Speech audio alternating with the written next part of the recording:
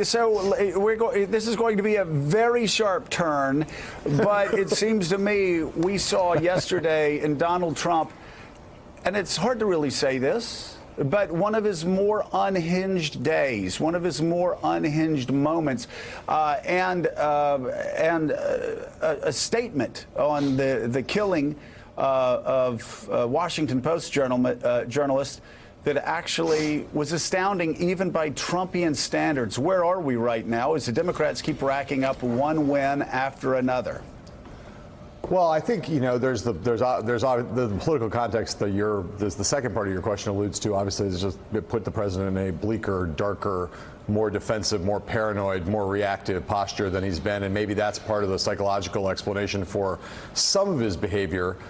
I think that it's not really the explanation for this particular behavior, which, Joe, I listened to you carefully in the first hour, and I've heard you on this point before. It is one of the places where we have great agreement. I think the president is genuinely one of the most disgraceful elements of the presidency, not the most unhinged, because I think there's a rationality to it. The president, as you said earlier today, cares about the president. He cares about the president's, and mostly he cares about his own and his family's money. That's been the case before he became president. It's the case now that he is president. He continues in ways that none of us really fully understand through his repeated and relentless violations of the Emoluments Clause, the fact that his businesses continue to operate all over the world and continue to make money in ways that no one really understands, and we have no real visibility or transparency on. He's going to continue to make money for himself and his family when he gets out of the White House. So when we analyze his behavior on areas related to foreign policy, areas related to economic policy, areas related to regulatory policy, we rarely, I think, apply a sufficient degree of rigor to analyzing them through that lens. And when it comes to this issue, when it comes to MBS, when it comes to Saudi Arabia, when it comes to the killing of this American resident, this journalist, Jamal Khashoggi, we see him at his most morally bankrupt, but in a moral, displaying kind of moral bankruptcy that has its own kind of logic. The logic is the logic of someone who cares about the long-term financial interests of himself and his family more than he cares about the country. And I say that there's no way to convey the kind of abject horror that everyone should feel about a president about whom that could be said. But I don't think there's any other explanation for the way in which he's handled this. And he's done it repeatedly, and has sided with his own bank account, past, present, and future, over the assessment of the U.S. intelligence agencies, and over the concerns, and over what the moral sanctity of a not American life, but of the life of an American journalist, American resident who was a journalist who was slaughtered. Tom Nichols, let me bring you back in here. So you wrote an important piece for The Atlantic about why you left the Republican Party. I think you may have to do weekly installments, and you certainly are given material. We've talked about today how the courts, even conservative justices, even Federalist Society judges, have stood up to the president's excesses. We've seen it happen in the intel community. We've seen it across the government, bureaucrats standing up to this president's worst excesses. All we got yesterday was a tweet from Bob Corker and a couple of other people. Why won't our former party, why won't their leaders, instead of slandering a Navy SEAL icon and hero, why won't they stand up to the president now? If not now, when? Well, to go back to a point John was making, it is about the president's personal interest, but it's almost more than that. It's almost like the president tries to figure out where a large number of decent people are going to object and be angry about something, and he tries to get on the other side of that, almost intentionally to be shocking. And that brings along his base, because anything that sort of shocks the foreign policy community or shocks the majority of people in this country is something that they will kind of ride along with him about. And the Republican Party fears that. They fear always getting on the wrong side of the president and 30 or 35% of the public who are going to jump all over them for not getting on board with this kind of hard-edged, the hell with everything, hey, if people get dismembered, that's the way the world is kind of approach. And I think it's shocking. I mean, in some ways, I think that's the more shocking story than the president, because the president, he does what he does. I mean, you can't be surprised by any of this 2 years in. But for the Republicans to be, not just to be silent, but to speak up when they could have just said nothing, that's something that's really surprising. To have the GOP, out there tweeting, supporting it, and the rest of the Republican Party just sitting in sort of embarrassed or supportive even silence.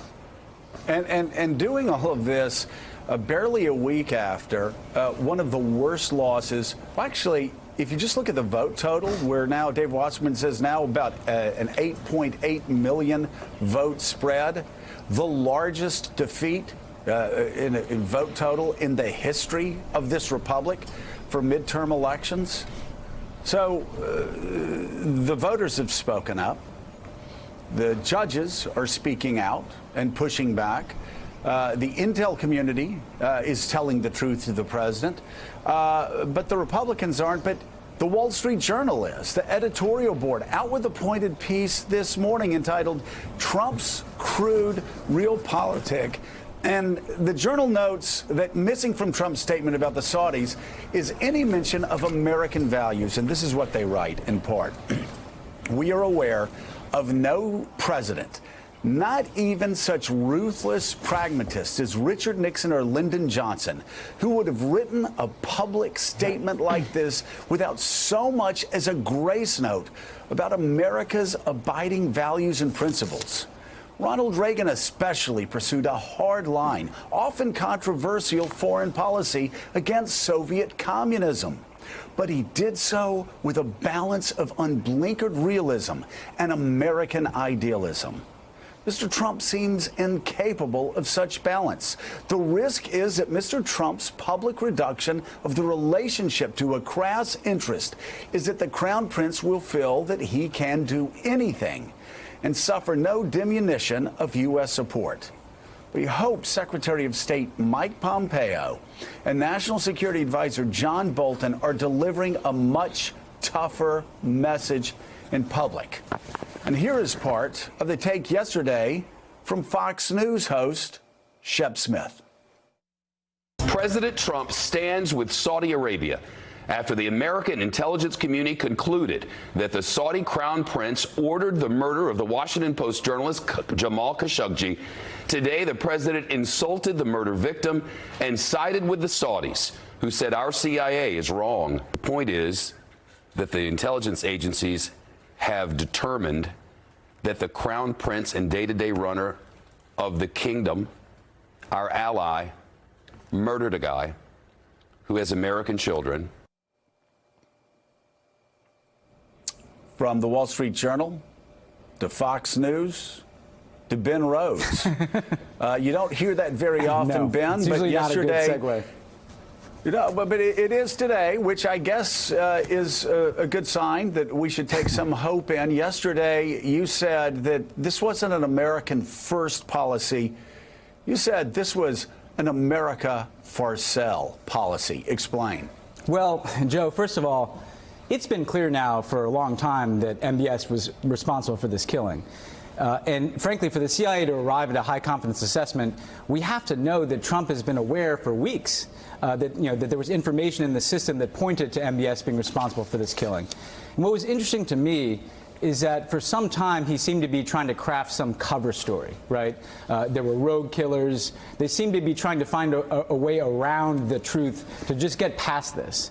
And what was so jarring about yesterday is he essentially comes out and says, okay, maybe this guy did do it, but I don't care because they're giving us a lot of money, right? And he's essentially saying American foreign policy is for sale, and American values don't even register in that equation. And that is an incredibly dangerous thing. It's dangerous because if you're a journalist anywhere in the world, your life just got a lot more dangerous today than it was yesterday, because you know the United States is not going to speak up for you, particularly if there's someone who will pay money to the President of the United States. And secondly, this entirely emboldens Mohammed bin Salman, who's already escalated a war in Yemen that is precipitating a famine that could put millions of people at risk, in addition to chopping up a journalist in a third country in the most grotesque ways.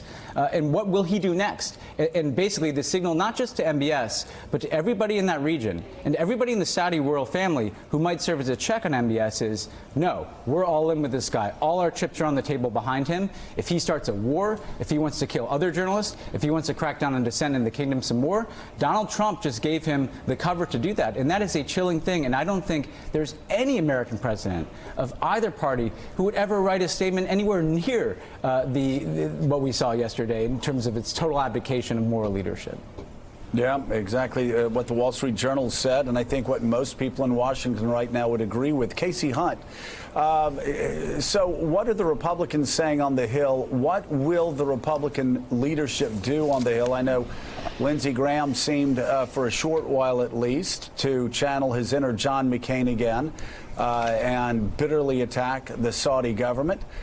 Any word from any plans by the Republican senators to stand up, speak out, and pass some legislation?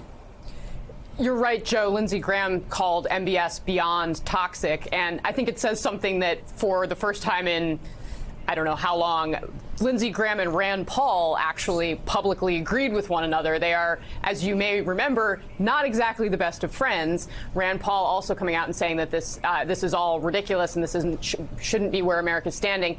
But the issue is that they don't necessarily have a lot of tools at their disposal. They could try to block or put roadblocks up to the arms deal. They have already invoked the Magnitsky Act, which imposes automatic sanctions. They're waiting for a response from the administration on this. But, the reality is Mitch McConnell has shown an incredible reluctance to do anything on the Senate floor that antagonizes President Trump. And that has we've seen that pattern play itself out over and over and over and over again. And, we were talking about this earlier this week on the show. I'm not sure that the human rights and values conversation is enough to overshadow the political realities that are still driving the way that the Republican Party is tied to this president now. Yeah. Richard Haass, things are bad when the Iranian foreign minister actually is tweeting at you and actually brings up a pretty good point. Mr. Trump bizarrely devotes the first paragraph of a shameful statement on Saudi atrocities to accuse Iran of every sort of malfeasance he can think of. Perhaps we're also responsible for the California fires because we didn't help rake the forests, just like the Finns do. Richard, this tweet aside, talk about the impact of yesterday, Donald Trump's statement, and basically his absolution, granting absolution on a foreign leader who murdered and chopped up a Washington Post columnist. Look, the bottom line is it diminishes the standing of the United States around the world quite simply, and it obviously encourages others to follow suit. We're essentially saying that American foreign policy is about commercial interests, not about strategic interests, not about values, and you can do kind of whatever you want. You can murder journalists, you can invade countries and so forth, so long as you continue to buy American, that's okay. A normal administration, just to take a step back, what a normal administration would probably do against the backdrop of this murder, against the backdrop of the Saudi war in Yemen, would essentially send an envoy to the king and say, hey, we care about our relationship with you, but we cannot have business as usual so long as this guy is running your government. You've got to do something about it. We're not going to tell you who to put there. We're not going to embarrass you. But you have got to know this most important bilateral relationship will not prosper so long as he's running things. And the Saudis would then, in the Saudi way, I think, essentially take care of things, and they would come up with a different leadership. But to simply give him a blank check against his backdrop of impulsive, reckless decision-making, it not only ignores what he's done, but again, I wouldn't assume that we won't go from bad to worse. We should be very careful that this young man might say, hey, the way I can get well here is if I start something with Iran. If I can cause a crisis with Iran, the Israelis and the Americans are going to feel compelled to rally around me.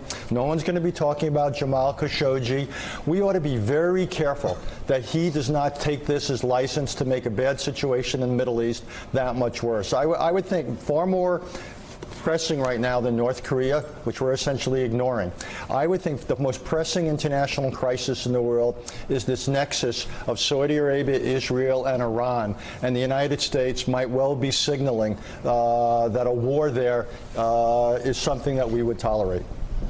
Yeah, John Heilemann, I want you to go to Ben Rhodes with a question. Yeah. But before you do, as we talk about the Republicans in the Senate and the House not standing up to the president and his outrageous behavior, his aberrant behavior, I'm reading a Dave Wasserman tweet from 8 hours ago where Dave Wasserman says the Democrats' national lead in raw House votes, now 8.8 million, just broke the record for the largest for either party in the history of midterm elections. The largest defeat of any party in the history of midterm elections. I mean, the Republican Party just had that handed to them. The question is, why do you continue to blindly stand by this president when you don't have to listen to us every morning telling you that it will lead you to political doom? You have 8.8 million, you know, I was going to say Elvis fans can't be wrong. Tom would say Boston fans can't be wrong. You got 8.8 million reasons why this makes no political sense. Even if you're the most cynical politician ever, Mitch McConnell, why would you lead your party down this pathway and not stand up to Donald Trump? Well, Joe, I think the reality is that we've discussed the bankruptcy of the Republican Party on a lot of occasions, and you and Tom are both here today as two who testify to a party so bankrupt that you loved it and now have left it. So the part of the reason is that I think that a lot of these Republican politicians are not caring about the long-term fate of whatever the Republican Party is now and what it will be in the future. They obviously abandoned that a long time ago when they decided to sign up with Donald Trump and back him on a series of policies and deviations from Republican orthodoxy that have made the Republican Party, I don't even know what to call it. It's not really any kind of an organized system of thought, belief, or political agenda or ideology anymore. They all just made that decision a long time ago. Now all they care about, in most instances individually, is their own fate. And they are not wrong in assessing that their most proximate threat is being primaried by a pro-Trump Republican who could, with the president's backing, take them out in a primary. So if you're Mitch McConnell, a specific example, someone who's up for re-election 2 years from now, will almost certainly win if he is the Republican nominee in Kentucky, but he could get primaried by a pro-Trump Republican. So he's afraid of standing up to Donald Trump because he understands that Trump can still mobilize a part of the Republican base that could defeat him. But Ben, I want to ask you this question, you know, as Joe asked me to ask you, but it's been on my mind for a little bit. I want to just step back on the MBS question.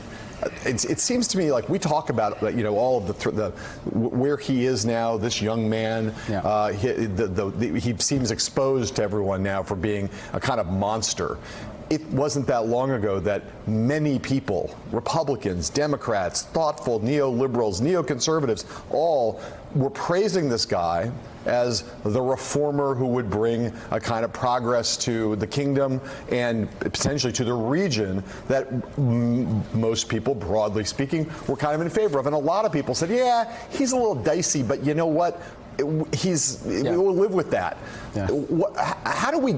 Were people just blind to this, or has he gotten worse? Is it that they were willing to overlook just actually how atrocious he was, or was he not quite as atrocious before and he's just gotten much, much more depraved? No. First of all, I think he's always been the same guy. I mean, one anecdote I'd say, John, is I was in a meeting with King Salman and President Obama, where President Obama raised some human rights concerns, the detention of bloggers, mass executions, and MBS was sitting way down the line in that meeting, and he stood up. I've never seen anything like this. Not the interlocutor of the president, somebody else standing up and started lecturing President Obama about the Saudi justice system and how we don't understand it, right? He's always had, and he was 30 years old at the time, he's always had this belligerent streak. What his interest has always been is his own consolidation of power in the kingdom. And what he did is, to a Western audience, he would talk about diversifying the Saudi economy, reforming Saudi society, but those were all talking points in service of his real agenda, which was consolidating power. And if you look at what he's actually done since Trump took office, the fight with Qatar, the detentions of his own family in the Ritz, the removal, by the way, of the crown prince who was ahead of him, Mohammed bin Nayef, to take his place, his priority has always been becoming one man, one rule in Saudi Arabia with him in charge, which is not how the family has operated in the past. And I think Richard is right that what we should be worried about is he knows his, pardon the pun, his trump card with the United States is Iran, right? So he will say, well, we need to confront Iran, and I'm going to do that. But we've seen in Yemen, his approach to doing that is to shoot first and aim later. He got into this war in Yemen without any idea where we're supposed to lead. So I think this has always been on display. People in the United States too often heard what they wanted to hear from him and didn't look under the hood and see the reason he's telling you these things is not because he's actually going to do them. It's because he has an agenda that is entirely his own. And again, talking about how both Republicans and Democrats, conservatives and liberals are shocked by what happened yesterday. We'll end this segment the same way we started it, with a Tom Nichols tweet. And he said, and Ben, as you know, I agree here. Tom says, I was a vocal and continuous critic of the Iran deal, which I argued was not worth the price. What Trump did today was undermine what America once stood for. At least President Obama had a strategy, even if wrong. This is just naked Trump family interest. We can all disagree on different policies, but I think we all agree what happened yesterday was an aberration and not in the best interest of this country. Thanks for checking out MSNBC on YouTube, and make sure you subscribe to stay up to date on the day's biggest stories. And you can click on any of the videos around us to watch more from Morning Joe and MSNBC. Thanks so much for watching.